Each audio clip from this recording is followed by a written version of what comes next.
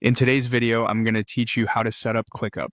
First, open your browser and head to clickup.com. If you're brand new, create an account. Otherwise, go ahead and log in. Once you're in, look to the left sidebar for the Spaces section. Click the plus icon next to Spaces to create a new space. Think of a space as the top-level container for a team, department, or major project. Give your space a clear, descriptive name so everyone knows what belongs here. Add a short description to set context, what the space is for, who it serves, or the types of work it will track.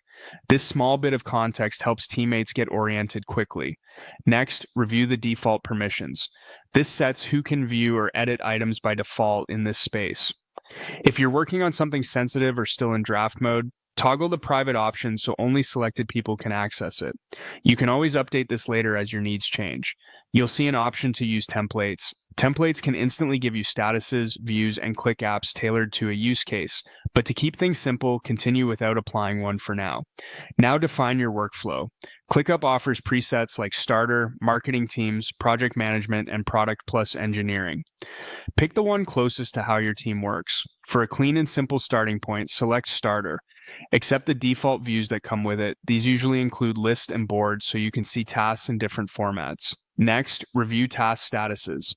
These control the stages work moves through, such as to do, in progress, and complete. Keep them simple at the start. You can always refine names and add stages later as your process matures. You'll also see click apps, powerful toggles that add features like time tracking, priorities, or sprints. Leave the defaults on for now unless you know you need something specific. When you're ready, click Create Space to finalize.